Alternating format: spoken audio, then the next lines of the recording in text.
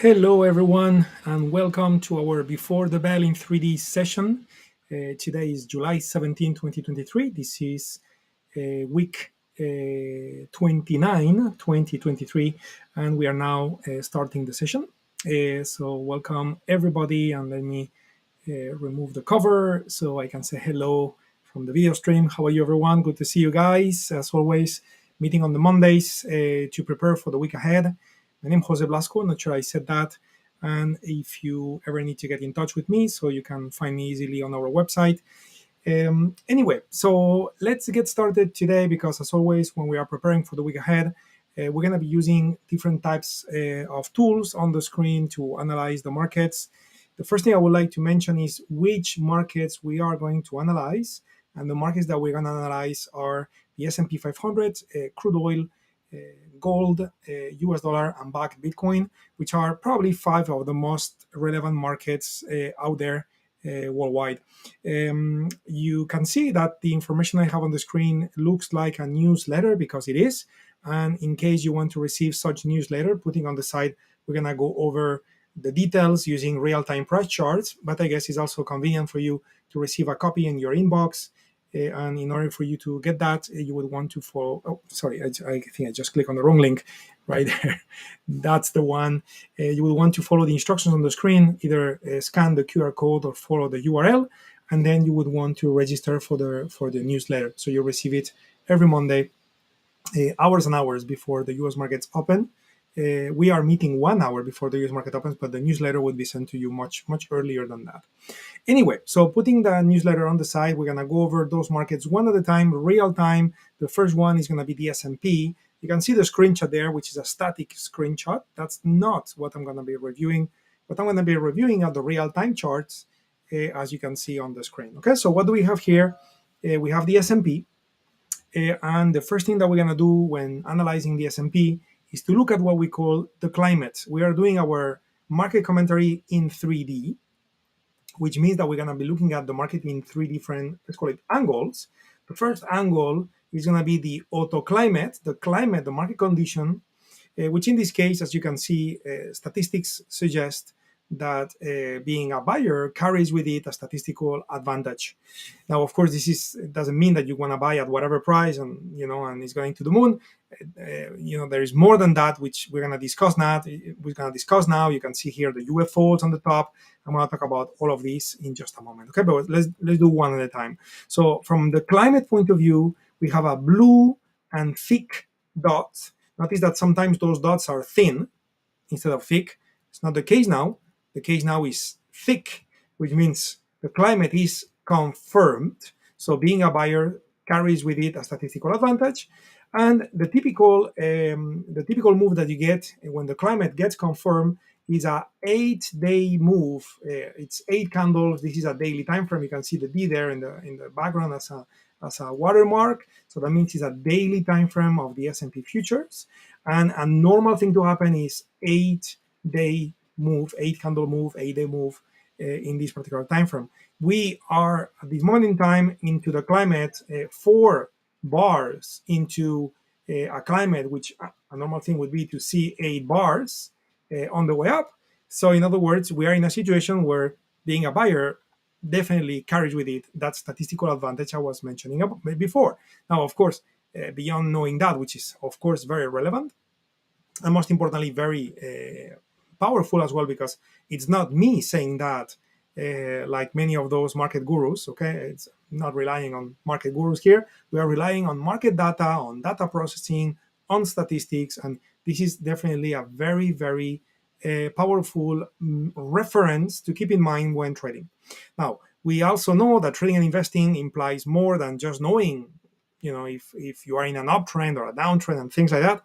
You also need to define entries and exits and keep good relationships between the risk and the reward. So while the climate is set to be confirmed to the upside, it doesn't mean go buy now. Okay, there is more to analyze to define our trades, and that's when now we get into dimension number 2. So dimension number 1 was the climate. We are looking at the market in 3D, right? So dimension number 1 is the climate, which is sunny. Dimension number 2 are going to be our UFO zones. UFO, that stands for field orders, and of course they also look like UFOs on the screen. So if I make this a little larger, so you can see here that we have green UFOs right here located at 44.76. Green UFO means buy on field orders. So if that market was to fall in the context of an up climate and gets to where the buy orders are, those buy orders will kick in, potentially pushing this market higher. So that may be a powerful entry point at 44.73 with a stop below at 44.11. In case you are wrong, okay, because we need to manage the risk, okay. Nothing is guaranteed in trading. It's all about probabilities, but nothing is guaranteed. Now, when buying at this price, if that was to be an opportunity given to you by the market, so then you will want to set your exit price as well, and the red UFOs come very handy. Red UFOs representing sell on field orders located at 45.74.75, meaning that if the market was to rally and get to this price point, sell on field orders will kick in, and that selling pressure would likely bring the prices down, making this 45.74 mark an ideal price where to exit and take profit. So that could be a good entry, that could be a good exit in an up climate. Of course, if we were in a down climate, then I would use the red UFO for shorting purposes and the green UFO for profit-taking purposes. But in this case, because we're in a blue climate, so I am thinking to be a buyer, at least for the next following 4 days, isn't it? Okay, so we got dimension number one, it's sunny. Dimension number two, sell on field orders at 45.74.75, buy on field orders located at 44.76.00. And then the next dimension we're going to discuss is the expected moves, daily, weekly, and monthly expected moves, which I need to explain how we get that data. Also, for some of you that may be new to what we do, you may be wondering, where do I get this technology, those auto climate, those auto UFOs? But by the way, these are patented technologies. You can find more information on our website. Again, I'm just pushing to the screen another QR code and a link in case you want to go take a look. Okay. Now, going back to what we're doing here when it comes to the expected moves. So how do we know what's expected from a volatility or price range, price movement point of view? How do we know that? Well, we look at options prices. And based on those options prices, we reverse engineer those options pricing models. And we conclude out of the implied volatility built in those options. I'm oversimplifying options pricing here, but I guess it's good. So we conclude that normal thing to happen, it's a 1 standard deviation. So a normal thing to happen would be 38 points, either up or down in 1 day, 83, almost 84 points in a week, 174 points in a month. That would be a normal thing to happen based on the current prices at which options trade at, which imply a certain amount of movement that is expected. Because if traders trading options were expecting nothing to happen, very tiny moves, a lot of boring market, so they will pay very little for the options, and the opposite is true. If the traders expect a lot to happen, they will be willing to pay more because they expect a larger move. And that's how we reverse engineer the pricing models, so we can uncover what those large market players are actually expecting. And more often than not, you get to see those expected moves to become a reality, isn't it? Next market we're gonna follow and analyze is crude oil. Again, I'm gonna go over multiple markets, as I said. So S&P. Crude oil, which I'm loading now, 1, 2, 3. Here's crude oil. Here are the UFOs. Here's the climate. Again, you may be knowledgeable when it comes to trading stocks, for example. Maybe you don't know much about futures or commodities. So again, I'm highlighting on the screen how you can take a look at our courses in case you need reinforcement when it comes to building up more knowledge about the markets. So you can go and take a look. In any case, I'm going to start the market analysis for the crude oil. I'm going to go a little faster now because the 3 dimensions I'm going to cover. I'm going to look at the climate. I'm going to look at the on-field orders. I'm going to look at the implied volatilities. Why? Because implied volatilities will tell me about expected moves. Why? Because UFOs will tell me about the upcoming turning points that have not happened yet, which is great for entries and exits both. And then the climate will tell me about what is likely going to happen from a direction point of view. So what is the upcoming direction? So by knowing the direction and the turning points and the volatility, I guess that you are with me that this should help a lot when it comes to setting your trades up, isn't it? So what do we have here with crude oil? We have an up climate which is confirmed.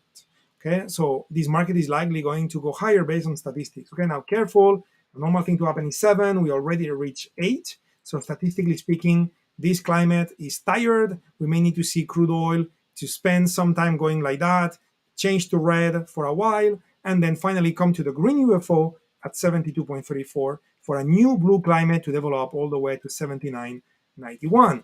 And why am I mentioning those values of 72.34 and 79.91? Well, because we have a green UFO at 72.34 and a red UFO at 79.91. So again, upcoming direction, autoclimate, upcoming turning points, green and red UFOs. Speed of movement that is expected, we get that from options on crude oil futures. And when we reverse engineer the pricing models, we get that the expected move is 1.42 points a day, 3.12 points a week, 6.49 points per month. That would be the expected move. So we are now moving to gold. Next market in line. Gold 1, 2, and 3, and here's gold, and here are the UFOs. Again, I'm working with daily time frames. Of course, you can, depending on your trading style, you may drop to 1 hour time frame. Here are your UFOs. Again, different time frames will imply different autoclimate conditions, UFO conditions, etc., etc. So I'm working everything on a daily basis, if you wish, because it's probably a trading style that fits the need of many of you. But of course, you can also use those tools on your own screen and apply it to whatever time frame and whatever market you want. So in the case of gold, we are dealing with a blue climate, which is confirmed, candle 6 out of 6. Okay, so we are reaching the end of the statistical climate, both on gold and crude oil. So careful with that because it's blue, but careful with that. We got buy on field orders located at 1944.5. This is the green UFO. We got sell on field orders located at 2028.3. So again, there is a lot of room for both crude oil and gold to go higher. And this has a lot to do as well with what's happening to the dollar index, which I'm going to analyze in just a moment. Okay, but before we do the dollar index, let's talk about the expected moves. Okay, so again, we talked about the climate, sunny, sell on field orders, 2028.3, buy on field orders, 1944.5, expected moves, 14.86 points a day, 32.71 points a week, 68 over points per month. The dollar index, okay, look at this crazy move down. Okay, look at this beautiful, speed of movement to the downside. We had a green UFO around 100 last week.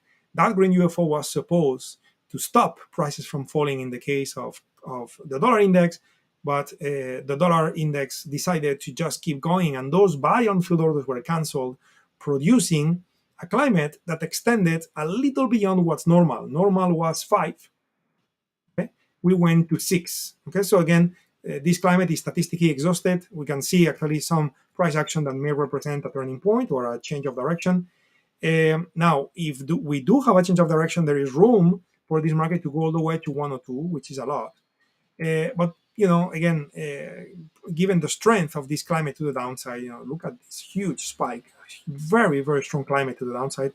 I would not be surprised that the only thing that happens here is a little bit of profit taking, and then after that, okay, after maybe 5 days going up slowly, we have another push to the downside going all the way to 97. That is a situation that could happen. And if that were to be the case, you are about to see the opposite on gold and crude oil, where gold and crude oil will go back down for a little bit while the dollar index is going back up. And then when the dollar index pushes down, you're going to get to see gold and crude oil rally strong again, which is very much possible given the fact that the red UFOs, both on crude oil as well as on gold, are very far higher, and therefore that opens up room for these markets to rally. But again, careful with the fact that, statistically speaking, gold and crude oil and the dollar index, 6 is more than 5. So all those markets are statistically, let's call it, tired. Okay, they are statistically in an getting into an unsustainable territory. Unsustainable based on stats, which we all know the very famous quote of Wall Street, that market could become irrational for longer, that you could become solvent. So, we've seen cases in the past where, statistics were absolutely not followed. But again, more often than not, they are. That's why they are a powerful reference. So, long story short, summary: rainy climate for the dollar index. 102.60 is where the sell-on fillers are. 97.85 is where the buy-on fillers are. Volatility exactly the same as last week: 0.42, 0.93, 1.94 points a day, a week, and a month. Exactly the same figures as last week. I mean, it's almost never that we have the exact same figures, but this week we do. Next market, last market, is going to be our Bakkt Bitcoin. And in this case, we got a sunny climate. So 1, 2, 3, here we go. Sunny climate. So the Bitcoin got rid of the sell-on field orders. If you recall, last week we got sell-on field orders. They are gone. The on-field orders to sell now are located all the way at 35,000. So we got a new sunny climate with sell-on field orders at 35,525. Buy-on field orders a little below 31,000. So many new buy-on field orders located very close below current price. So if Bitcoin chooses to go down a bit, we expect the move to happen sooner than later, based on what we have on the screen. And volatility becoming calmer, which is characteristics of off moves. 891 points a day, a little less than 2,000 points a week, a little more than 4,000 points a month. Okay, so that was the market analysis for such markets when it comes to economic calendar.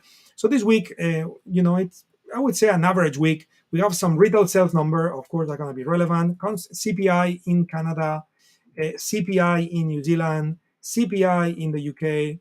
All of this is relevant, and retail sales in the UK as well. All of this has to do, and retail sales in China. All of this may be related with, is indeed related with inflation, which is very something that is very trendy and very much watched these days. So that could be relevant. Of course, for Australia, unemployment number and also GDP in China. So, a week with relevant reports from right to left, from east to west, all the way across the world.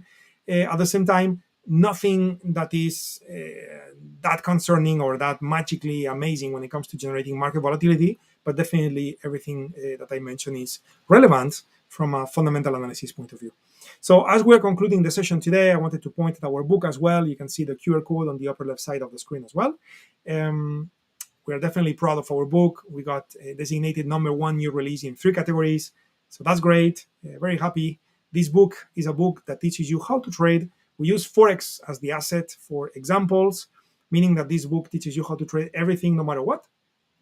Of course, if you trade Forex, it's very direct application. If you trade other assets, believe me, this book will help you as well, even though the chart examples would not be stocks or things like that. The chart example would be Forex. But, again, when you trade stocks, it's a currency, isn't it? When you trade options, it's a currency. When you trade futures, it's a currency in the end, because you make money in points or whatever you make money, and then those points are going to be dollars or euros or whatever other currency you trade with. So in the end, understanding the Forex, which is the foreign exchange, or the currencies, will help you no matter what you trade. Anyway, my pleasure as always to be part of this session at the beginning of the week, helping you to get organized in your trading processes as the US markets will start trading in 45 minutes or so. I'm talking about the equity markets because, of course, futures and other markets are trading nonstop. But yeah, a pleasure to be here. Thanks for joining me. If you're watching this recorded, of course, very happy to see you watching those recordings as well. Hopefully that helps you. And again, we are around. If you need anything from me, from my team, just contact us. You can contact us easily on the website, and happy to help. Have questions, you have comments, you have feedback. Very, very happy to receive it. Take care. Trade well. See you soon. See you in the next one. Bye-bye, everyone.